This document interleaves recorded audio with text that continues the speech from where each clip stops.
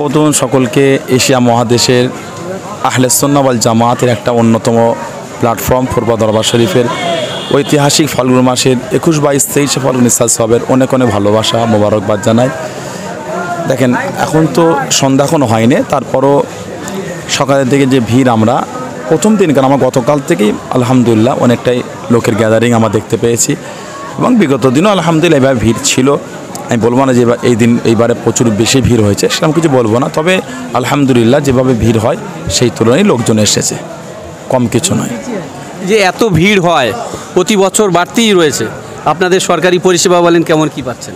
দেখেন সরকারি পরিষেবা কি না দেয় সেটা জনগণ যারা এসেছেন দেখছেন ঘুরছেন তারা ভালো বলতে পারবে। আমি তত ঘুরে দেখি না, অত বলতে পারবো না।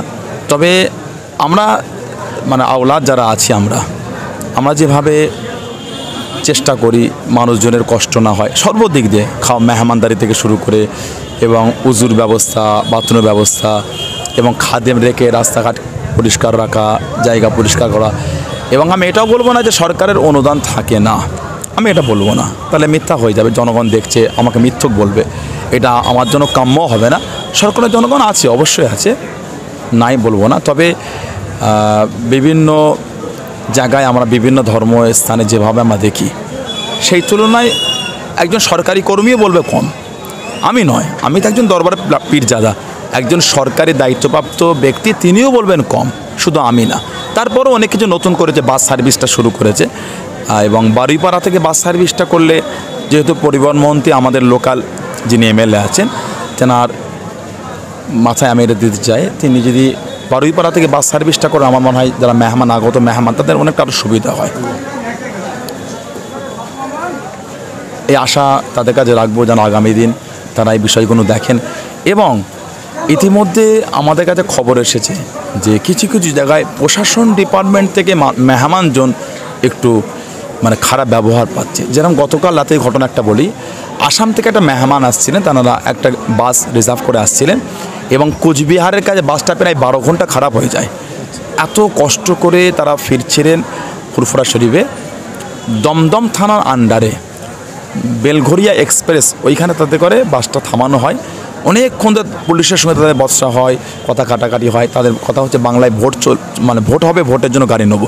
তারা বলেছে আসামের গাড়ি এখানে না কেন নেবেন, কোনো কথাই শোনে না। সাব ইন্সপেক্টর ছিলেন এবং আমাকে যেটা বলেছিল যে এটা আপনার বিধাননগর থানা, এবং ওই রাতে বিধাননগর থানার আইসির নাম্বার জোগাড় করলাম, বিধাননগর থানায় ফোন করলাম। পরে ইনফরমেশন দিলেন যে বিধাননগর নয়, অন্য কোনো থানা রাখেন। এবং আমার একজন খুব কাছের ক্লোজ ভাই আছেন, সিআইডিতে জব করেন, খালেকুজ্জামান ভাই, তিনি আমাকে নাম্বার দিয়ে হেল্প করলেন। এবং আমডাঙ্গা থানায় একজন আমার ভাই আছেন, আমডাঙ্গা থানায় জব করে, তৌসিফ বলে নাম, তিনিও আমাকে নাম্বার দিলেন। তা দমদম থানায় একজন সাব ইন্সপেক্টর তিনি ধরেছেন এবং 4000 টাকা দাবি করেছিলেন যে 4000 টাকা ছেড়ে দেবো। পরে গাড়ির কাগজ নিয়ে একটা ফর্ম দিয়ে ছেড়ে দিই। এই ব্যবহারটা কেন হবে? যেহেতু ওনারা বুঝছেন যে ওনারা আসাম থেকে আমাদের তীর্থযাত্রী, ভালোবাসায় ছুটে আসে, আমাদের ভালোবাসার মানুষ, শীর্ষ আমাদের ফুরফুরা শরীফ লেখা থাকার পরও এই যে ব্যবহারটা, এটা পুলিশের কাছ থেকে আমরা আশা করি না। আজকে যদি এই তীর্থযাত্রী যদি অন্য জায়গার হতো এই বিহেভটা করতো কি?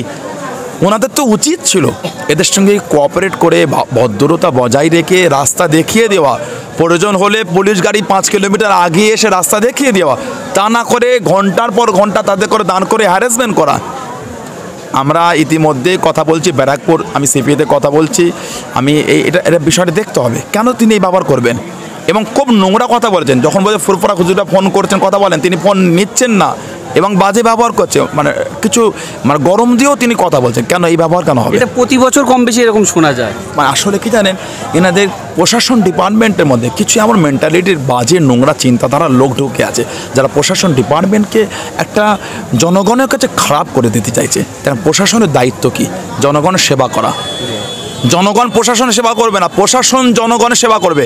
আজকে এত ভালোবাসা মানুষ এসেছে, আমাদের সেবা করতে নয়, আমরা তাদের সেবা করব। আজকে যদি আমি বসে থাকি, আমি এসি ঘরে বসে থাকবো, লোক আসবে হাত নেই, ঠিক আছে যাও চলে যাও, এটা আমার জন্য উচিত নয়, এটা আমার জন্য কাম্য নয়। তারা এসেছে তাদের উজুর পানির ব্যবস্থা করা, টয়লেটের ব্যবস্থা করা, খাবার ব্যবস্থা করা, রাস্তাঘাট পরিষ্কার রাখা, ক্লিন রাখা, মেহমানদের কোনো প্রবলেম না হয় আমাকে লক্ষ্য রাখা, এটা আমার দায়িত্ব। আমি ওনাদের মেজবান, আমি ওনাদের মেহমান নয়। আমি যখন ওনাদের বাড়ি যাবো আমি তখন মেহমান হয়। আজকে ওনারা আমাদের বাড়িতে মেহমান হয়ে এসেছেন, আমরা মেজবান। দায়িত্ব আমাদের সর্বদিক দিয়ে ওনাদের পাশে দাঁড়ানো। আজকে প্রশাসন ডিপার্টমেন্ট যারা দায়িত্বে আছেন আমি তাদের অনুরোধ করব, এই বিষয়গুলো দেখেন আপনারা কী হচ্ছে এগুলো। ফুরফুরা শরীফ সবসময় শান্তির বার্তা দেয়, মেলবন্ধনের বার্তা দেয়, জাতি ধর্ম বর্ণ নির্বিশেষে সকলকে নিয়ে কাঁধে কাঁধ মিলিয়ে চলতে চায়, চলতে বার্তা দেয়, বার্তা দিয়েছে, দিয়ে এসেছে, সম্প্রীতি বজায় রেখেছে, অটুট রেখেছে বাংলার। বিগত দিন দেখেছে মুজাদ্দুজ্জামানের জামানায় কলকাতায় অশান্তি হয়েছে, সাম্প্রদায়িক দাঙ্গা হয়েছে, সবাই যখন ফেল হয়ে গেছে, প্রশাসন ডিপার্টমেন্ট থেকে শুরু করে সবাই যখন ফেল হয়ে গেছে, ইংরেজ পিরিয়ডে দাদা হুজুর কেবলাকে সেই জায়গায় নিয়ে যাওয়া হয়েছে। কেন? হিন্দু মুসলমানের এই যে অশান্তি দাঙ্গা লেগেছে সেটাকে শান্তি করার জন্য।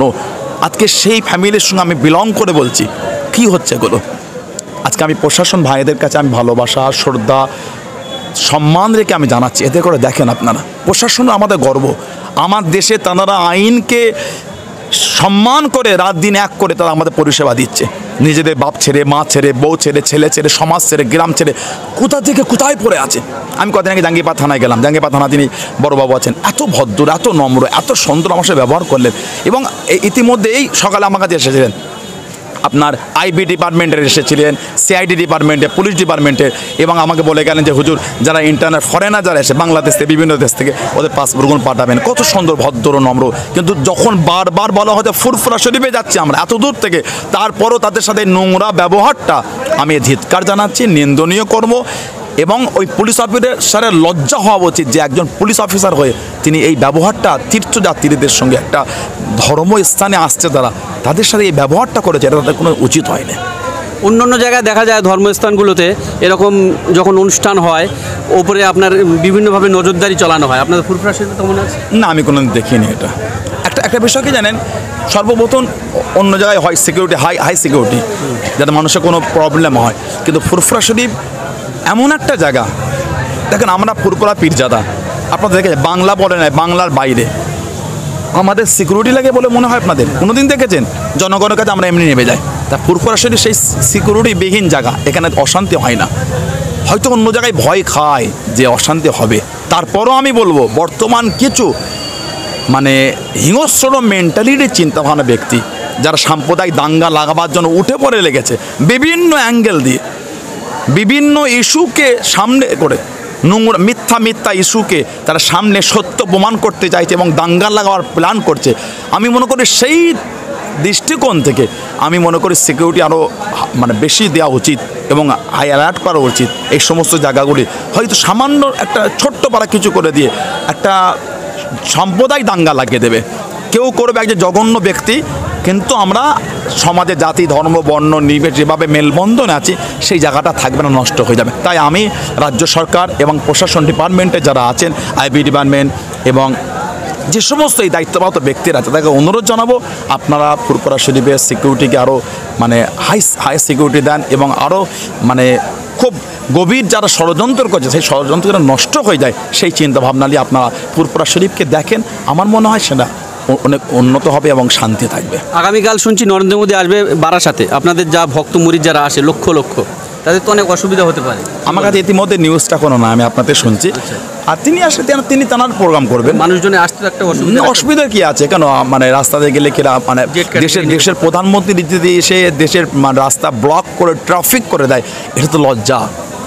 দেশের প্রধানমন্ত্রী আসবে, রাস্তা ক্লিয়ার থাকবে, তার তো দায়িত্ব রাস্তা ক্লিয়ার রাখা, মানে পথচারী ব্যক্তিদের কষ্ট না হওয়া, অ্যাম্বুলেন্স যাবে, পরীক্ষার্থী আছে, হ্যাঁ পরীক্ষা দিচ্ছে এবং বিভিন্ন জেলার সার্ভিস করতে যাচ্ছেন, বিভিন্ন কর্মে যাবেন, তাদের অসুবিধা না হয়। এবং বিশেষ করে ফুরফুরা শরীফে আসে, গোটা বাংলা জুড়ে গাড়ি আসে, বাংলার বা আসাম থেকে কত গাড়ি আসছে বুঝতে পারছেন, বিহার থেকে বিভিন্ন জায়গা থেকে, নেপাল থেকে, বাংলাদেশ থেকে। তা আমার মনে হয় তিনি তাঁর কাজ করবেন, তিনি তাঁর রাজনৈতিক প্রচারের জন্য আসছে। আমি জানি না, আপনার থেকে শুনলাম। তারপরও আমি প্রশাসন ডিপার্টমেন্টে বলবো, কোথায় আসছে বললেন? বারাসাত এরিয়ায় যারা প্রশাসন ভাইরা আছেন, আমি যদি সময় পাই আমি এর মধ্যে আমি বারাসাত ডিএসপি হেডকোয়ার্টারে ফোন কথা বলবো এবং হাবড়া যারা আছেন দায়িত্ব, আমার সাথে খুব লিঙ্ক আছে। আমার একটা ভাই আছে রোহিত শেখ বলে একজন ভাই আছেন, খুব ভালো আমার সঙ্গে অনেক কোঅপারেট করেন এবং বিভিন্ন সময় ওই এলাকায় অশান্তি হলে তিনি আমাকে বলেন, আমি ঝাঁপিয়ে যাই।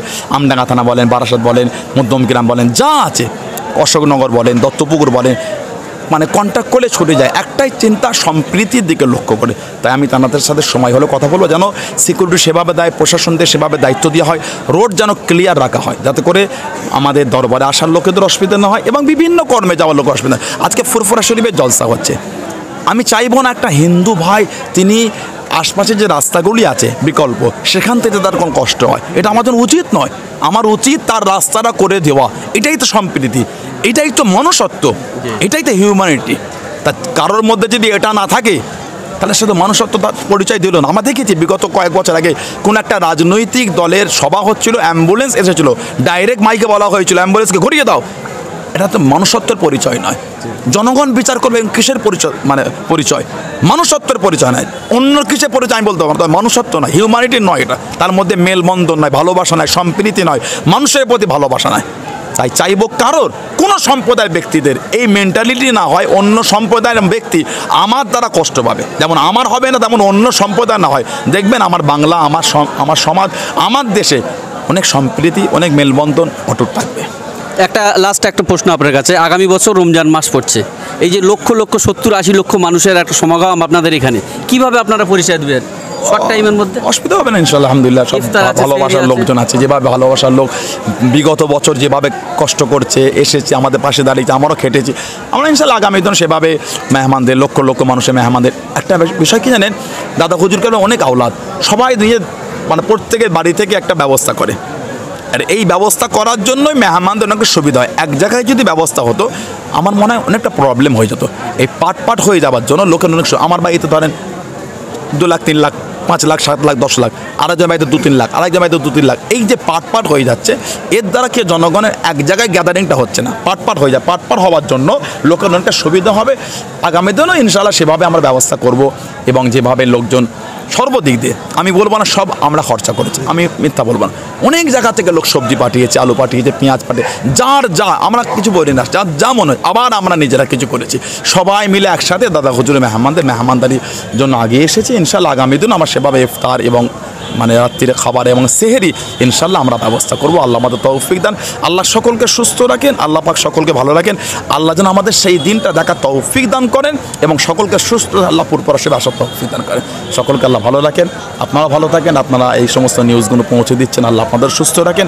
পুরপুরা দরবার শরীফ জিন্দাবাদ, আঞ্জুমানে জামিয়াতুল উলামা জিন্দাবাদ। আসসালামু আলাইকুম ওয়া রাহমাতুল্লাহ।